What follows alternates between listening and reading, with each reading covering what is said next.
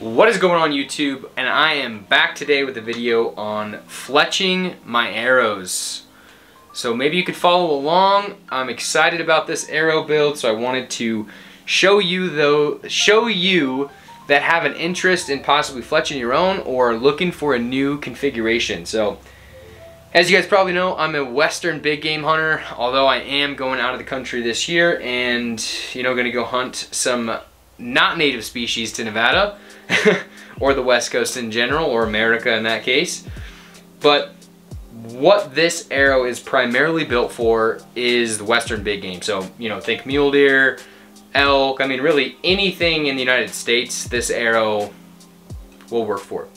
But I'm excited about it. As you guys can see, this is a really cool setup. Let's get this focused. Got the honeycomb into the yellow with a 3 fletch with a left helical. And I like this. I really like this setup. I've tried 4 fletches, didn't see enough, I didn't see enough variance in the success of my shooting to, take all the time that it takes to go and fletch an extra fletching on, a dozen arrows to make it worth my time. But I already did I don't know if you guys follow me on Instagram, I did a video on the arrow setup that I built. This is a RIP TKO, it's a Victory 300 spine with a 50 grain outsert and a 100 grain tip. And I really like this arrow. I killed a bull elk with it last year in 2022, and I killed a mule deer with it as well. So I've really liked this arrow. It's clocking it at 422 grains, which is still relatively light compared to what a lot of people shoot. But again, back to the video. I'm going to walk you guys through some of the basics of fletching your own arrows, and I have a dozen bear shafts that I've got to fletch. As you guys can see, I've already put all of my wraps on, which wraps I got at my local hunting house. Literally, that's the name of it, Hunting House, best archery shop in Reno, Nevada. If you ever come by, swing in, say hello. Tim over there at the Solo Hunter, you're the man. Chandler and Chandler's brother, you guys are awesome. Got my bow tuned in today, but we got some work to do. So, long story short, what I'm gonna be using today is the Blitzenberger. This is, it's the all natural, right? This is the one from John Dudley. I bought it from him in his store because I learned a ton from John, and so I really appreciate all of his videos. If you guys don't know who he is, go check him out, one of the world's greatest archers. But I bought this from him. It came with a right helical, and my bow flings out my arrows to the left. So when you draw your bow and you shoot a bear shaft, you put a little mark right there at the edge, right? Put a little Sharpie marker splot right here. When you shoot this bow, or this arrow, bear shaft, out of your bow, clocking your arrow, it's really just determining which way is it flying out of your bow naturally. And then the idea behind wanting to know that is when you go over here and you start fletching your arrows, you don't want a fletch that's going against the natural inertia of your bow. So that's the whole idea behind making a decision on which way to fletch your arrows. And I'm not against the guys that just do a straight fletch. I think that's fine as well. I just personally really like that left helical, and if I'm gonna fletch my own arrows, I might as well do a little bit extra, and that's that's super simple with this piece. So what I'm doing here, you guys know my arrow setup. I'm running a Tac vane. So this is a Tac 2. I'll get you guys zoomed in. You guys get a little focus here. This is a Tac 2.75. They call it a mid-profile design, and the whole idea behind that is clearance.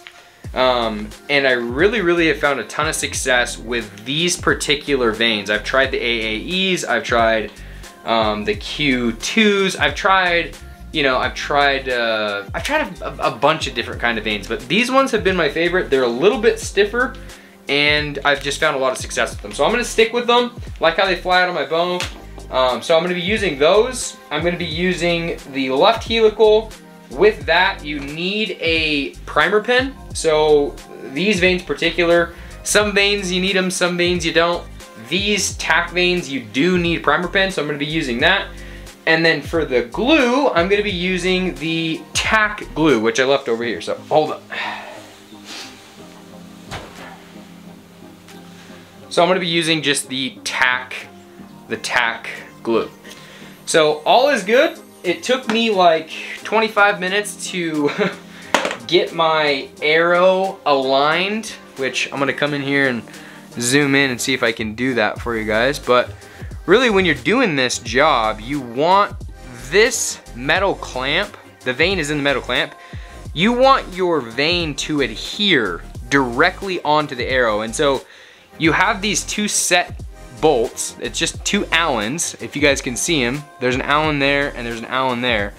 And these control the pitch of the actual metal clamp. So you can move it to align it to your arrow, because some guys, for instance, like their vanes a little lower or higher, right, on the actual bear shaft, and some guys like them a little further back. My preference is the little further back vane, so I like it to be at the last notch or last marker, which kind of hard to see, but there's little notches in this clamp. So I'm gonna pull this off and show you guys what I'm doing. So as you guys can see, that vane is in there. And then what you're gonna do, you're gonna pull out your primer pen, run a little line of that down there. And you're gonna come over and grab your glue. Oh. Maybe, if I have enough left, right? Obviously. You always run into issues. You can never just, you know how life is? You can never just have it the easy way. It's always got to be something. You always got to have a problem. You always got to make it more difficult than it should be. Let's try this again. So, let's do it. Just a little dash of this glue. I started to try to use less glue, because at the end of the day, excess glue just means more of a mess and more of a waste. And I've in the past used way too much glue on my fletchings and just, you know, ended up with no additional benefit. So I'm gonna go ahead and I guess I could bring you guys down to this level. Maybe. Ready? Maybe not. So as you guys can see here, how about I do this? Ah, wow. Alright, so that's a little bit better. So as you guys can see here, what I'm going to be doing is coming on and just placing it on my magnet, and I'm going to try to get this to be absolutely perfect. Squeeze it on, and then look at the watch, it's 4:36 with 30 seconds left. I'll let it sit for 30 seconds, and I will sit down here and enjoy the conversation with you guys. But this is going to be the final product. So I fletched up one arrow just to show you guys what it's going to look like. They're really sweet arrows. I like the outsert. So that outsert, I'll throw a broadhead on here really quick just to show you guys what it's going to look like. But it should be a pretty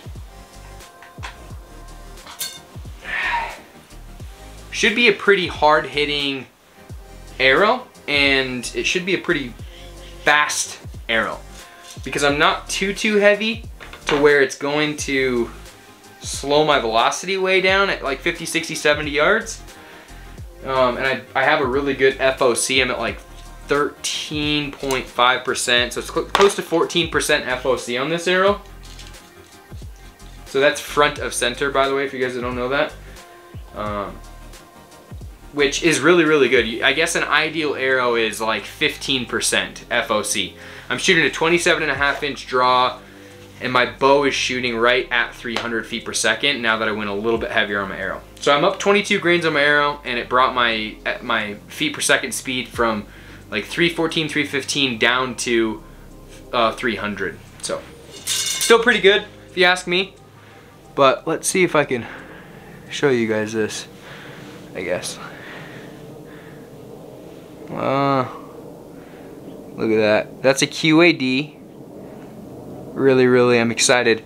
I've always had problems in the past getting these things to fly wicked good, but I took my bow in today, and what I ended up doing was having them tune my bow. My timing was on, but because I changed my arrow weight, I was getting a little bit of incorrect flight. So I'm really pumped about this arrow. I think this is the best arrow build I've ever done yet. And my first 4 dozen arrow builds, they were good, but not like this. So just so you guys know, if you're just getting into this game, every single arrow build you make after your first is just gonna get better and better. And I'm pretty sure, you know, it's gonna get less and less complicated. So when I started out, I was fletching 4 fletch arrows. One because I thought they were a little bit cooler, whatnot, maybe faster. I wasn't exactly sure, but I went with the 4 fletch, started shooting it, recognized, you know, this takes way too much time, and I didn't see the variation in results from a 4 fletch to a 3 fletch, so I just stuck to a 3 fletch. And again, you guys, this is a this is a wicked arrow. I mean, that's gonna pack a punch. I'm gonna kill a red stag with it, a tar, and probably a mule deer and an elk this year, as well as, I'm missing something, chamois in New Zealand. So that's my arrow build.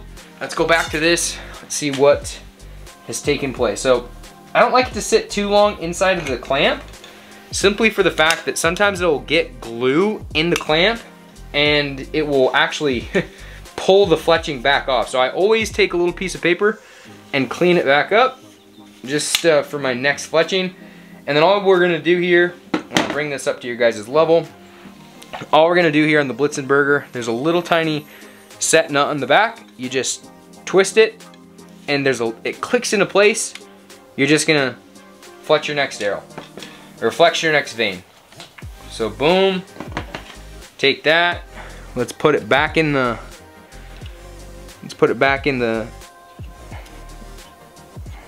Clamp. Bring it to your notch. Make sure it's level, even. Take your primer pen.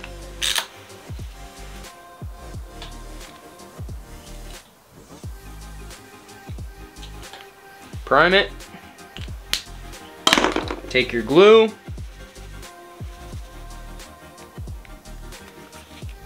Get a little dab of glue on here.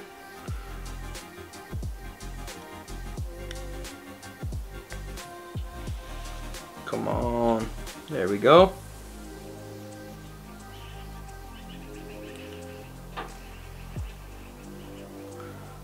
And I won't bore you guys with a dozen arrows. It takes over an hour to do a dozen arrows, but well worth it. Well worth doing your own arrows for multiple reasons, but in my opinion, when you do your own arrows, you really get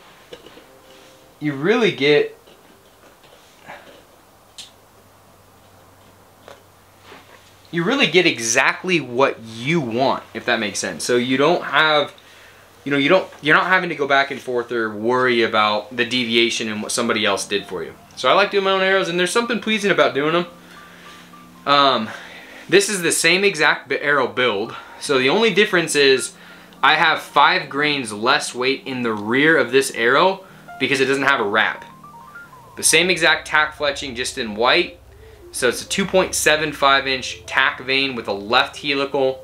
It's got a red knock, of course, but I still have that 50 grains of brass, or I mean of on my outsert collar on the front with a 100 grain tip. So this is a 5/16 tip, which gives us a completely flush fitting feel point to the actual collar of the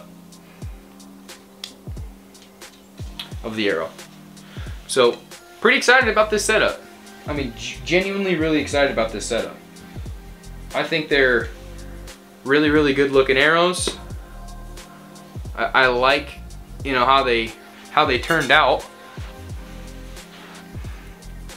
I mean, they look good. right? They look really, really good. Let me see here if I can get a really good, look at that. Oh yeah. Looking good.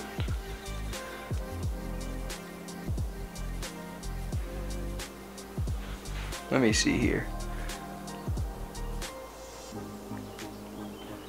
So that's gonna kill some animals right there. That's 100 grains. So a 420 grain arrow coming out of a 70-pound bow that's shooting at 300 feet per second. And there my dogs go.